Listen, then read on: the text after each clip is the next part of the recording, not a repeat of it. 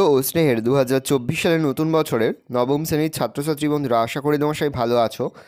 আজ আমরা যে বিষয়টি নিয়ে আলোচনা করব নবম শ্রেণীর ফার্স্ট সামেটিভ অর্থাৎ প্রথম পর্যায়ক্রমিক মূল্যায়নের জীবনবিজ্ঞানের কোশ্চেন পেপার নিয়ে। দেখো সরাসরি স্ক্রিনে কিন্তু নবম শ্রেণীর জীবনবিজ্ঞানের কোশ্চেন পেপারটা দেখতে পাচ্ছ। ফুল মার্কস তোমাদের রয়েছে 40 আর সময় তোমাদের রয়েছে 1 ঘন্টা 30 মিনিট।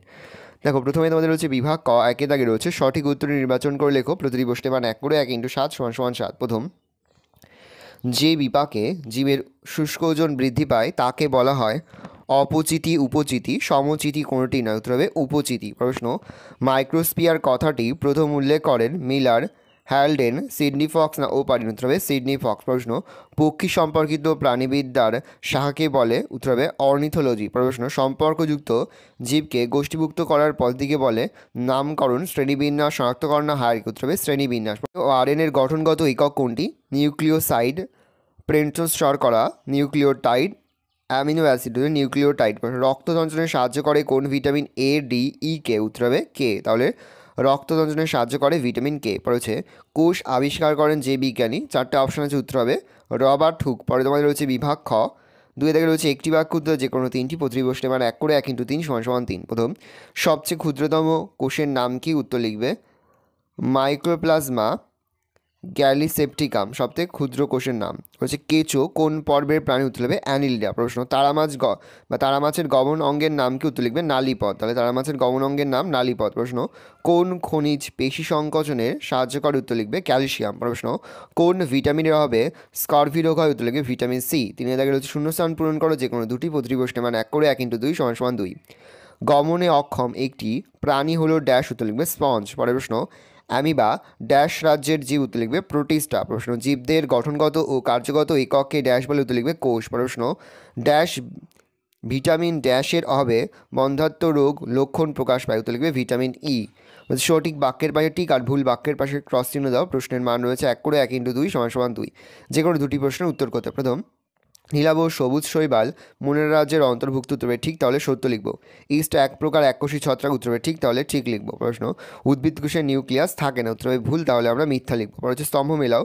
ক স্তম্ভের হচ্ছে পৃথিবীতে বর্তমান জীব প্রজাতির সংখ্যা, মাইক্রোস্পিয়ার, সরল প্রোটিন, অ্যামিনো অ্যাসিড। আর খ স্তম্ভের হচ্ছে স্বপ্রজননশীল পেপটাইড বন্ধন, 30 মিলিয়ন অ্যালবুমিন।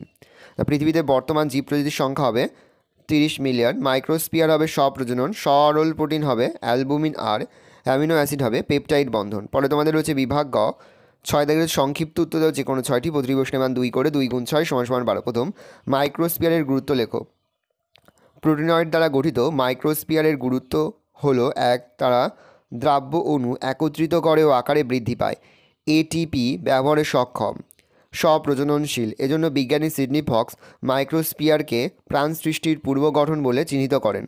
জীববৈচিত্র্যের হটস্পট বলতে কী বোঝো? বিজ্ঞানী নরম্যান মায়ার্স এর মতে পৃথিবীতে যে সকল স্থানে সর্বাধিক সংখ্যায় বিপদগ্রস্ত এন্ডেমিক প্রজাতির বাস করে সেই সকল অঞ্চলকে হটস্পট বলে। পৃথিবীতে 34টি হটস্পট রয়েছে, এর মধ্যে ভারতে রয়েছে 4টি: পূর্ব হিমালয়, পশ্চিমঘাট পর্বতমালা, সুন্দরল্যান্ড, আন্দামান নিকোবর দ্বীপপুঞ্জ ইত্যাদি। এটা 4 সংখ্যা, ইংলিশ হবে 4টি। দ্বিপদ নামকরণের সুবিধা বা গুরুত্বগুলি লেখো। দ্বিপদ নামকরণ সর্বজনীন, তাই পৃথিবীর সর্বত্র এই নামের দ্বারা যে কোনো জীবকে চিনে নেওয়া সম্ভব হয়।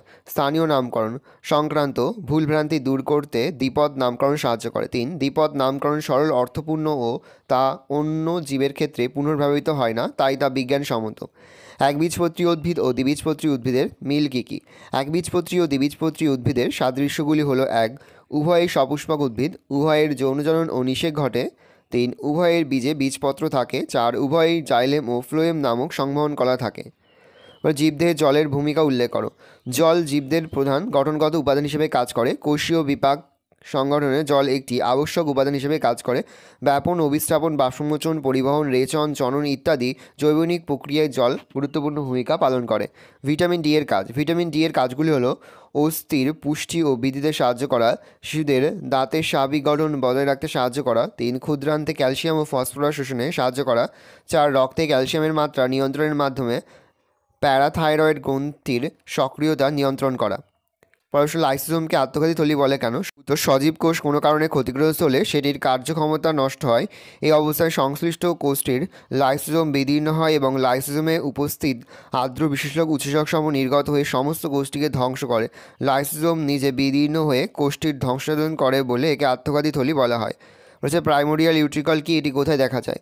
উদ্ভিদ কোষে কেন্দ্রীয় কোষ গহ্বরটি অত্যাধিক বড় হয়ে নিউক্লিয়াস সহ প্রোটোপ্লাজমকে পরিধির দিকে সরিয়ে দেওয়ায় কোষ পর্দার অভ্যন্তরে কোষের পরিধি বরাবর সজ্জিত প্রোটোপ্লাজমের যে পাতলা স্তর তৈরি হয় তাকে প্রাইমোরিয়াল ইউট্রিকল বলে। অবস্থান, এটি পরিণত উদ্ভিদ কোষের কোষ পর্দার পরিধি বরাবর অবস্থান করে। পর হচ্ছে অগ্নাশয়কে মিশ্রগ্রন্থি বলে কেন? অগ্নাশয়ের বহিঃক্ষরা ও অন্তঃক্ষরা উভয় প্রকার ক্ষরণকারী অংশ থাকায় একে মিশ্রগ্রন্থি বলে। এর বহিঃক্ষরা অংশ থেকে অগ্নাশয়ী রস নির্গত হয় যা খাদ্যপাচনে সহায়তা করে। এই অন্তঃক্ষরা গ্রন্থি অংশ আইলেটস অব ল্যাঙ্গারহান্স থেকে ইনসুলিন, গ্লুকাগন প্রভৃতি হরমোন খরিত হয় যা রক্তে গ্লুকোজের মাত্রা নিয়ন্ত্রণে মুখ্য ভূমিকা পালন করে। পরে তোমাদের রয়েছে বিভাগ গ, 7-এর 1 হচ্ছে কার্ডা পর্বের প্রাণীদের শনাক্তকারী বৈশিষ্ট্য উল্লেখ করো, তার সঙ্গে বিজ্ঞান সম্বন্ধে নাম সহ উদাহরণ দাও। 3+2। তাহলে উত্তর দেখেন, আমি আর মুখে বলছি না, মুখে বললে ভিডিওটা বড় হয়ে যাবে, তোমাদেরই অসুবিধা হবে। আমি আস্তে আস্তে কল ডাউন করতে, তোমরা কিন্তু অবশ্যই ভিডিওটা থামিয়ে বা স্ক্রিনশট নিয়ে কিন্তু সম্পূর্ণ উত্তরটা তোমাদের খাতে নোট ডাউন করে নেবে। পরের প্রশ্ন, হায়ারকির গঠন বলতে কী বোঝো? হায়ারকি পদ্ধতির শ্রেণীবিন্যাসের সুবিধা কী? ভালো করে দেখে নাও উত্তরটা। 1 দিয়ে পয়েন্ট করে পারস্পরিক সম্পর্ক স্থাপন, 2 বৈশিষ্ট্য পর্যবেক্ষণ, 3 ট্যাক্সন চিহ্নিতকরণ, 4 অন্যান্য সুবিধা। পরে হচ্ছে নিউরন ও স্নায়ুকোষের পরিচ্ছন্ন চিত্র অঙ্কন করে নিম্নলিখিত অংশগুলি চিহ্নিত করো। নিউক্লিয়াস, সোহান কোষ, অ্যাকসন হিল আর র্যানভিয়ারের পর্ব। ভালো করে দেখে নাও। প্রশ্নের মান রয়েছে 5। অথবা রয়েছে ভাজক কলা কাকে বলে ও তা কোথায় থাকে? এই কলার গঠনগত বৈশিষ্ট্য ও কাজ লেখো। 2+3। ভালো করে দেখে নাও ভাজক কলা। ভাজক কলার অবস্থান, ভাজক কলার গঠনগত বৈশিষ্ট্য, ভাজক কলার কাজ। ভালো করে দেখে নাও। এই রয়েছে টোটাল তোমাদের ফার্স্ট সামেটিভ অর্থাৎ প্রথম পর্যায়ক্রমিক মূল্যায়নের নবম শ্রেণীর জীবনবিজ্ঞানের কোশ্চেন পেপার। ভালো তোমরা কোশ্চেন পেপারটা দেখে নাও। আশা করি ভিডিওটা ভালো লেগেছে। ভিডিওটা ভালো লাগলে ভিডিওকে লাইক করতে ভুলবে না। আর আমার চ্যানেল নতুন হওয়া লাল কালার সাবস্ক্রাইব প্রেস করে পাশে বেল আইকন প্রেস করে যখন নতুন কোনো ভিডিও আপলোড করি সবার ফার্স্ট নোটিফিকেশন তোমরা পেয়ে যাও। আর এই ভিডিওটি তোমার বন্ধু বান্ধবী আত্মীয় সহ সবার মধ্যে কিন্তু অনেক শেয়ার করে দাও যারা এবছর নবম শ্রেণীতে পড়ছে। আমরা কিন্তু ইতিমধ্যে নবম শ্রেণীর প্রতি বিষয়ের সিলেবাস, প্রশ্নকার এবং নমুনা প্রশ্নপত্র কিন্তু আপলোড করে দিয়েছি। তোমরা এখনও পর্যন্ত সেই ভিডিওগুলো না দেখে থাকো, ভিডিওগুলো কিন্তু তাড়াতাড়ি দেখে নাও। তোমাদের সকলকে জানাই আগাম পরীক্ষার অনেক শুভেচ্ছা এবং অভিনন্দন। আশা করি সকলের পরীক্ষায় খুব ভালো হবে। একেবারে ভিডিও শেষে স্ক্রিনে তোমরা একটা প্লেলিস্ট দেখতে পারবে, তারপরে ক্লিক করলেই সমস্ত ভিডিওগুলোই কিন্তু তোমরা পর দেখে নিতে পারবে। ভালো করে তোমরা কোশ্চেন পেপারটা দেখে নাও।